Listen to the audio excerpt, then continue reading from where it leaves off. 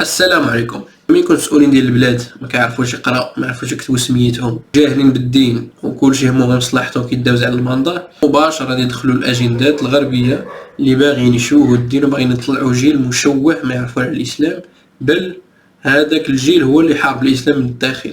مثلا هذا الدرس في الاجتماعيات الصف الخامس اللي جبدوا فيه العرض ديال الرسول صلى الله عليه وسلم وردوه زواج قاصر، يعني اعتدى على عائشة رضي الله عنها، طبعا بطريقة غير مباشرة. وغادي نوريكم الحديث ديال عائشة اللي رواتو عائشة على راسها، وهما شنو قالوا. تشابه غريب، فمقدروش يديروها لك مباشرة، لكن يزرعوا لك هادشي في الطفل من هذا يقرا، ما غاديش يفرق، يقرا عائشة ويقرا زوج صديق أبيه من نفس قبيلته من بين لعابها، من يقرا هادشي ويتلاقى مع الحديث ويعرف القصة ديال الرسول صلى الله عليه وسلم مباشرة غادي يسبو، غادي يشوف التطابق في القصص. انتزعت عائشة من بين لعابها وسلمت إلى رجل ينتمي لقبيلة والدها. شكون اللي كينتمي لنفس القبيلة؟ الرسول صلى الله عليه وسلم وأبو بكر من قبيلة قريش، وأبو بكر زوج بنت الرسول صلى الله عليه وسلم اللي هو صديقه. والحديث ديال عائشة كيقول من بين لعابها. كيف كتشوفوا في الحديث أن النبي صلى الله عليه وسلم تزوجها وهي بنت 7 سنين وزفت إليه وهي بنت 9 سنين ولعبها معها. شوف كيفاش التشوطين ديال هاد المنافقين ديال هاد الحيوانات كيفاش كيقربوا بيناتهم. ولعبها معها ومات عنها وهي بنت 18. الراوي عائشة الكلاخ الجهالة، لو كان عائشة كانت شايفه راسها تغتصبطوا وتعداو عليها اما تقول لكش هاد القصص اصلا، ولا تقول لك راه شنو وقع لها تشكي. ياك الرسول صلى الله عليه وسلم مات وهي 18 عام، شكون اللي منعها؟ لم تلتقي به الا امام القاضي الذي ابرم عقد زواجها، وافق علال بأن يزوج طفلته لصديقه رغم أنها تصور ب 28 سنة. شكون صديق أبو بكر؟ صديق الرسول صلى الله عليه وسلم، إذ يقول إن عادات قبيلته لا ترى البنت إلا في بيته. حتى أنك تجاوب وتقول راه في ذاك الوقت كانوا العادات والتقاليد أنها البنت تزوج بكري وعادي جدا ومكانش مشكل. لا، هو وجد لك الجواب، كان كيقول لك هكا لكن خلوضو، فهمت؟ وكيعطيك صورة ياخذ باعتبار ذاك الزمن غير هذا الزمن وهذاك الوقت غير هذا الوقت. لا، هو عطيك شنو غادي يجاوبك، وأنه كيدفش وأنه كيخر، وهذا جهل وهذا اعتداء. وزادوا بالوقاحة في الأسئلة. ألاحظ الصورة وأقرأ النص ثم أبين نوع الاعتداء الذي تعرضت له عائشة ومن قام بذلك، يعني أبو بكر والرسول صلى الله عليه وسلم اللي تعدى عليه. وصافي حكموا على هذا الشيء وعطاوه هذه الصورة. والبز هذا يقرأ هذا الشيء بصغره الخامس، هذا يقرأ هذا الشيء في الطفولة ديالو، وبغيتو يكبر ويسمع الحديث والسنة والقصص ديال الرسول صلى الله عليه وسلم والنساء ديالو، يقول لك يا زوين تعلموا في الصغر كنقش به الحجر. فهادشي كيدخلوا في دماغه. راه كارثه انه يدرس هادشي ولادكم. خصكم تنبهوا ولادكم اللي عنده الولاد، ينبهوا لانه خطر، لانه دوك اللي كتصيفطوا عندهم ولادهم يقريوهم المسؤولين عندنا جهاله وما كيحطوش المقررات ديالنا ويحاربون الاسلام. واللي كيحطوا المقررات ديالنا الصهاينه هما اللي كيراقبوا كيحطوا هادشي كامل.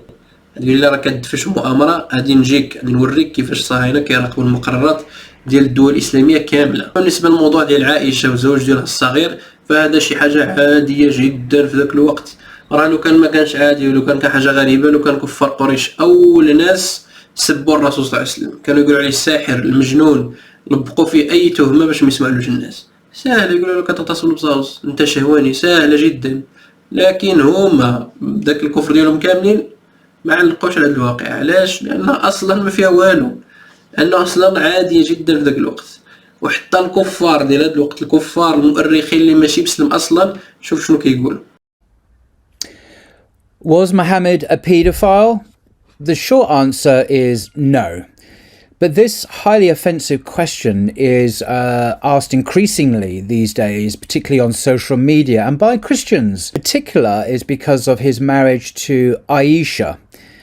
But when you look at the historical evidence presented in context, we find that this allegation is in fact baseless, and that's what I intend to do now, briefly. The earliest estimate being that she was 9 years old. This means that the marriage contract was ratified after Aisha reached puberty, which was considered adulthood in ancient Arab society. A marriage between an older man and a younger woman was customary and socially appropriate in that era, considering that such marriages were an important means of survival in a harsh desert environment and that people had a much lower life expectancy than they do have today. Marriages were almost certainly not consummated until both parties had entered adulthood, which Arabs in the 7th century tended to reach at an earlier age than Westerners today. It is highly unlikely that Muhammad would have taken Aisha into his bed until she was at least in her early teens, which was wholly in keeping with the customs of the day and in context not in the least improper. Textbook, Adolescence, Sexuality and the Criminal Law, a Multidisciplinary Perspective. It's a handbook discussing the regulation of adolescent sexual behaviour on page 25. Age of consent throughout history has usually coincided with the age of puberty, although at sometimes it has been as early as 7. Early, and coming particularly to the United States, which really surprised me, in the 19th century, the usual age of consent in the United States was, believe it or not, 10 years. In the state of Delaware, until the mid-1960s, it was 7 years. It has changed dramatically in the United States during the 20th century. Most states codified a statutory age of consent during the 19th century, and the usual age was 10 years. Now, this is stated by Richard A. Posner. He was Chief Judge of the United States Court of Appeal law. During the colonial period, the age of consent was 7. Today, we are astounded that girls of this age were assumed to know enough about sex or about sin to make such a decision competently. But nevertheless, that was the reality. It cannot be said, coming back to Muhammad again, that there is any evidence at all that the Prophet committed paedophilia. Now, this was because the age of consent, the age of puberty, and the age of adulthood were all at the same time, the age of puberty. And Muhammad would have consummated the marriage several years after the betrothal, when she was technically an adult, when she was a woman in ancient Arabia. Their marriage was not based upon lust or abuse, but upon their shared spiritual mission to deliver these teachings of Islam to humanity, because Aisha went on to become one of the greatest scholars of Islam and a transmitter of knowledge of the Sunnah of the Prophet, particularly regarding women's matters, women's issues, and she's highly regarded even today for that knowledge. So I think that is, in a very rough way, in a very simple way, the reason why it is anachronistic, to put it politely. In other words, you're reading back our contemporary Western understandings, which are very historically relative, reading it back into history to other times and other cultures, and judging those cultures. That's called anachronism. And it's not a good thing. It's an intellectual sin. فمن الجهل انك تجي في هذا الوقت نتايا وتقول انه زواج قاصر انه مغتصبة. من الجهل، من الكلخ نتاع سطحي، ما عندكش مع التاريخ وما عندكش علم في ظروف الناس وفي ظروف المجتمعات في القديم، يعني قبل قرون ما كتعرف والو. واخا سيدي انت ما مقتنعش بهذا الشيء كامل. كي جاتك الا كاين ولايه في امريكا سميتها ماساتشوستس ولا ما نعرف، راكم كتشوفوها، كتبوا السميه كتبوها في جوجل، عندهم الزواج من 12 سنه، يعني البنت تزوج من 12 سنه فما فوق. تقدر تزوج في امريكا اللي كتقول لك الاسلام وبلا بلا بلا بلا، اللي كتمول هاد الجمعيات المكلخه ديالنا الجاهله باش تطعن في الاسلام وتطعن في العقول ديال النساء ديالنا. عندهم البنت تزوج من 12 سنه في هذا الوقت في 2021. ونقول لهم كتغتصبوا القاصر. هذوما اللي كيحطوا المعايير والمقررات ديال العالم، ونقول لهم كتغتصبوا. هما ما يهضروش على هذيك الولايه، لا يهضروا عليك. علاش؟ حيت انت مسلم والاسلام شكل خطر، خصنا نحييه، خصنا نشوهوه، خصنا نحيدوه. نزيدك هو بحث امريكي، بحث من شخص كافر امريكي ما عندوش علاقه كاع بالمسلمين ولا بالاسلام ولا يدافع لك على الاسلام ولا عائشه. دار بحث في سن الزواج في اوروبا وامريكا في القرون الوسطى، ماشي وقت الرسول صلى الله عليه وسلم، مور ما مات الرسول صلى الله عليه وسلم بمئات السنين، يعني ب 300 400 500 سنه 600 سنه 700 سنه 1000 سنه. كنقول لكم ما كنبالغش، اكثر من 1000 سنه من مات الرسول صلى الله عليه وسلم كان الزواج في اوروبا وامريكا عادي انك تزوج من 7 سنين، as young as 7 years old، يعني من 7 سنين كانوا كيتزوجوا في اوروبا وامريكا. وكاين ادله على بزاف الملكات اللي تزوجوا في 8 سنين وفي 9 سنين. هادشي مور 1000 سنة من مات الرسول صلى الله عليه وسلم، وانت تخيل وانت كتقول انه في وقت الرسول صلى الله عليه وسلم اغتصب بنت 9 سنين. واش انت راك واعي وراك عندك شي عقل؟ باش نعرفوا ان عائشة كان عندها وعي وكان عندها عقل وكانت بالغة وقادرة على الزواج. بسيطة جدا. حادثة الإفك اتهموها في العرض ديالها الرسول صلى الله عليه وسلم حي، يعني كانت صغيرة واتهموا في العرض ديال انها خانت الرسول صلى الله عليه وسلم. التصرف اللي دارته هي ما كديروش وحده بزه، كدير وحده واعيه عندها العقل. بنت عندها 30 عام دابا يمكن ما ديرش داك التصرف. المراه بهذا الوعي ماشي بزه، هذه عندها عقل بالغه مع ان السن ديالها صغير. عطينا ما هادشي. واش البزه اللي هزها راجل كبير وهزها قاصر وهي ما باغياش وباغيه تلعب وكذا واش يتغير عليه؟ اكثر النساء كانت كتغير على الرسول صلى الله عليه وسلم هي عائشه، وهي اللي كانت كتعاود هادشي، ماشي الناس اللي كذبوا عليها. هي كتقولوا هي كتقولوا بفمها، يعني بحريتها كامل حريتها، حتى ما كيفرض عليها هادشي. مات الرسول صلى الله عليه وسلم وهي كتقول انها كانت كتغير على خديجه حتى واخا ماتت قبل ما يتزوجها الرسول صلى الله عليه وسلم هي، وكانت كتغير منها حيت الرسول صلى الله عليه وسلم كيجبدها بالسيف. عائشه اللي تعمدت انها تهرس قصعه ديال الطعام حيت جات من مراه اخرى من الرسول صلى الله عليه وسلم لدارها وما بغاتش وغارت، والرسول صلى الله عليه وسلم قال غارت امكم. واش هذه خايفه ولا تهزت قاصر؟ عائشه كانت من اكثر نساء حب الرسول صلى الله عليه وسلم واكثر نساء غيرة عليه. فاللي كيقول الرسول صلى الله عليه وسلم شهواني وبغى البناء كيبغي النساء ومشى تزوج بنات صغار وكانت القصيرات، هذا جاهل ما عرف حتى حاجه في التاريخ ولا عرف حتى حاجه في سيره الرسول صلى الله عليه وسلم. الرسول صلى الله عليه وسلم عاش حتى 40 سنه ما كانش اصلا يمشي عند العائلات، ما كانش يمشي عند بائعات الهوى اللي كان عندهم الخيام في قريش. هادو ماشي شهادة المسلمين، شهادة الكفار فيه. كفار معروف عليه انه الصادق الامين، ما كانش كيشرب الخمر، ما كانش كيمشي يقصر، يمشي يشوف البنات، يمشي يزني، ما كانش يدير هادشي اصلا قبل ما ينزل ليه الوحي. واش واحد ما عنده لا وحي لا والو، ما نزل عليه احكام لا والو، غير بوحدو والشهوات دايرين به وكل شيء ناشط وهو لا، وهذا يولي هاك حتى يجي الاسلام اللي يقول له حرام تقيس المراه؟ الرسول صلى الله عليه وسلم كان كيبايع النساء حتى ما كيسلمش عليهم، وكتجي انت تقول له شهواني. وداك اللي كيقول له شهواني اللي كيقولوا عليه شهواني هما الغرب اللي اصلا كيحطوا بنت في اوطيل وكتبيع العرض ديالها ب 20 اورو وكيقول لها يلاه خدمي نعطوك الضريبه والقانون. انا راح اتبعوا الدماغ ديالنا. كتقول لك تبع الغرب الحضاره، وذاك الغرب داير بيوت ديال الدعاره، داير بيوت انك تجيب مرتك تنعس مع صاحبك ومرت صاحبك تنعس معاك، وهذا الشيء قانوني مرخص. يعني كيقول لك المراه اسمها الشهوه، اسمها للشهوه، تبيعي جسمك تخلصك الراجل وحنا نعطيوك نحسبوك كانك عامله وكتخلصي الضريبه مباشره. يقولها بيعي راسك نوفروا لك حنا هادشي بالقانون، وكتجي تهضر على الاسلام. سبحان الله. ما اشهر شارع ديال الدعاره في العالم اللي كيجيو عنده الملايين ديال السياح الكفار الغرب هو كاين في امستردام، اسمه الشارع الاحمر. عامر غير بالبنات محطوطين في الفيترينات بحال البهايم بحال البقر، كيتباعوا اللي عجبات كتدخل. هادو غادي يعلموا المسلمين ان المراه عندها قيمه وانها ماشي للشهوه، انكم كتحسبوا المراه غير للشهوه. واش نتوما شي دماغ عندكم ولا لا؟ حنا كنقولوا الناس تستروا تحجبوا وما تقيسكم حد وما ديروا حد، انتم اللي كتقول لهم روحوا زنيوا ويخلصوكم الفلوس وعادي. العكس، ماشي حنا اللي خصنا نعلموكم ماشي نتوما اللي تعلمونا. اجي نشوفوا التغييرات اللي وقعت في المناهج في الاعوام الاخيره. جميع الدول العربيه اللي عندها شعب مسلم كامل ماشي غير المغرب، كتشوف هنا اداب دخول الحمام والخروج منه. في المنهج القديم اعوذ بالله من الخبث والخبائث من كتدخل ومن تخرج تقول غفرانك، سنة الرسول صلى الله عليه وسلم. في المنهج الجديد محيدة، نفس الصور نفس كل شيء، ما كان لا دعاء لا والو. اغلق الباب خلفي، احرصوا على نظافة الحمام بعد استخدامه. حيد عليها، ما كانش الدعاء. البز مخصو ما عنده ما يدير بسنة الرسول صلى الله عليه وسلم، هذاك جاهل.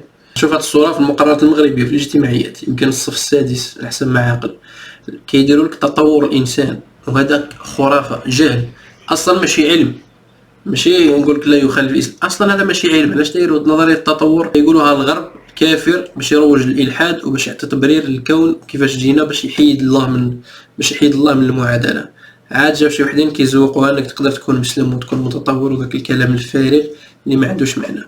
اصلا هاد النظريه ما عليهاش دليل واحد ما عليهاش، ما كانش حتى شي دليل على نظريه التطور لحد الان. ومع ذلك الهمج والكلاخ ديالنا دايرين البزاوز ديالنا يقراو ماشي انه انسان كان قرد، لا، شويه هادي يقولوا بلي الانسان قرد.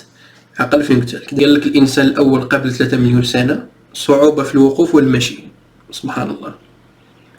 الإنسان المنتصب منذ مليون سنة يمشي مسافات طويلة، الإنسان العاقل قبل 300 ألف سنة، يعني إحنا قادر على الكلام والتحكم في يديه. شنو الدليل على هذا الشيء؟ لا شيء. تقول لي لا راهم لقاو جماجم هكا وهكا وهكا، يعني بهذه الأشكال، ولقاو جماجم ماشي معناها أنه هذاك هو اللي ولا هذاك، هذه قصة أخرى. لقاو جماجم يشوفوا ديال اش من مخلوق، ممكن يكون شي مخلوق كيشبه الإنسان، ولا الجمجمة ديالو بحال الإنسان، ولا قريبة الإنسان، ماشي ما عندهاش مشكل فيه. لكن طرد أن هذيك الجمجمة هي اللي ولات، هذيك الجمجمة هي اللي ولات الجمجمة ديالنا، هذا جهل ومعليش حتى شي دليل. ما واحد في الأرض يقدر يثبت هذا الشيء، لكن حنا نقريوه المزاوز هكا. علاش؟ باش يرضى علينا الغرب، يرضى علينا الكفار الملحدين، خصهم يخرجوا ولادنا من الدين ويشكونا في الإسلام. نشوفوا صلاة الفاتحة كيفاش تبدلت. قبل كانوا كيفسروا غير المغضوب عليهم ولا الضالين، كانوا كيفسروا عادي غير المغضوب عليهم اليهود والضالين هم النصارى.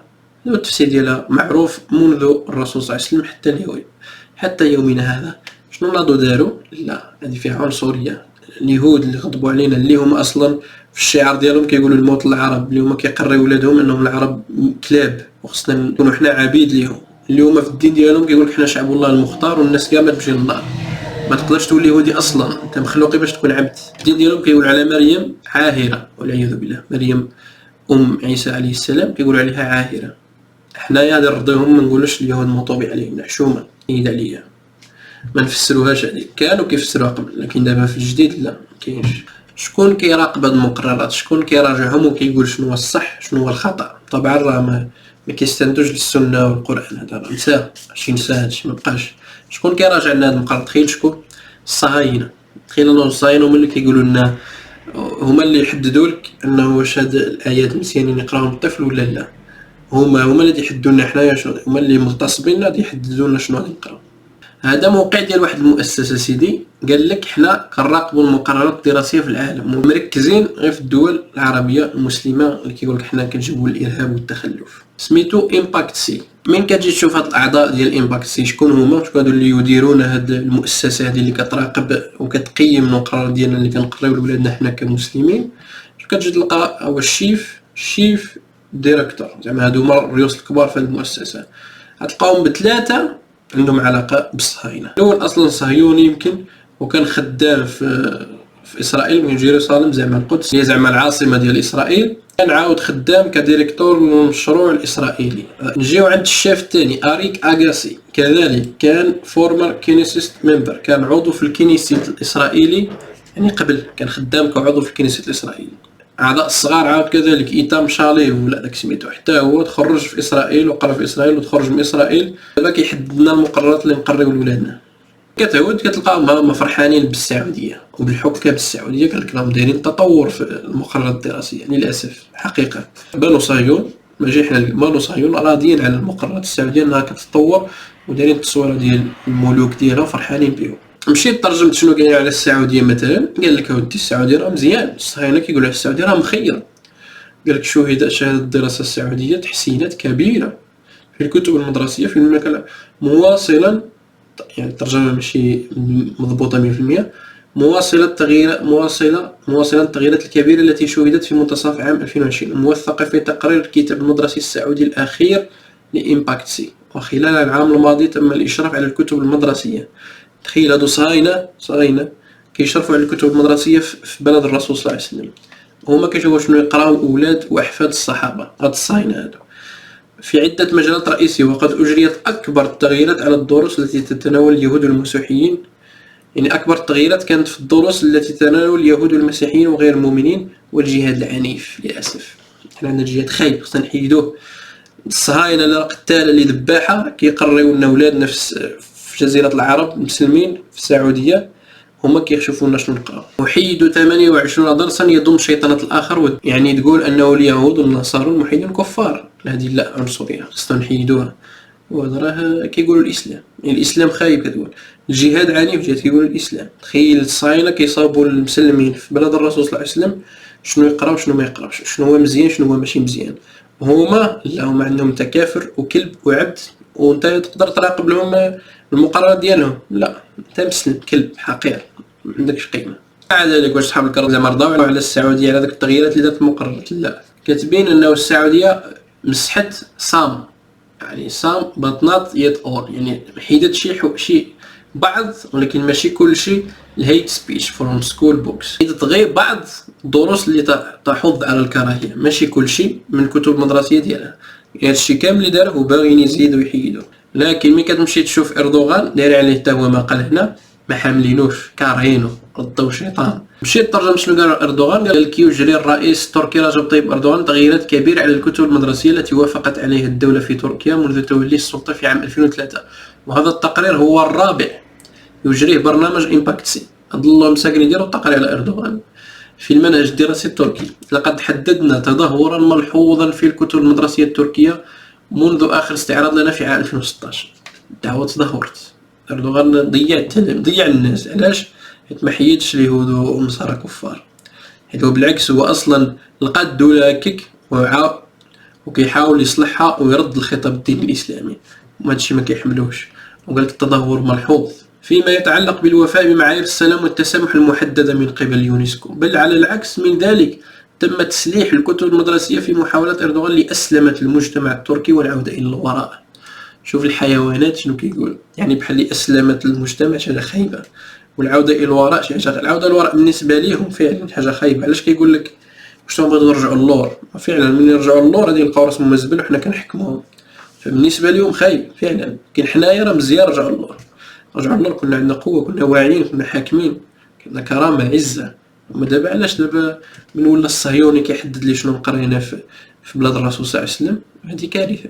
فهذا امباكت سي كتراقب كلشي المقررات ديال الدول المسلمه، من باكستان، من مصر، من المغرب، كدير تقارير حتى في التعليم في المغرب. فهذا ما كان في هذه الحلقه. ما تنساش تشترك في القناه عندي في يوتيوب، وتتابعني في فيسبوك والانستغرام، ودير جيم وتخلي كومونتير.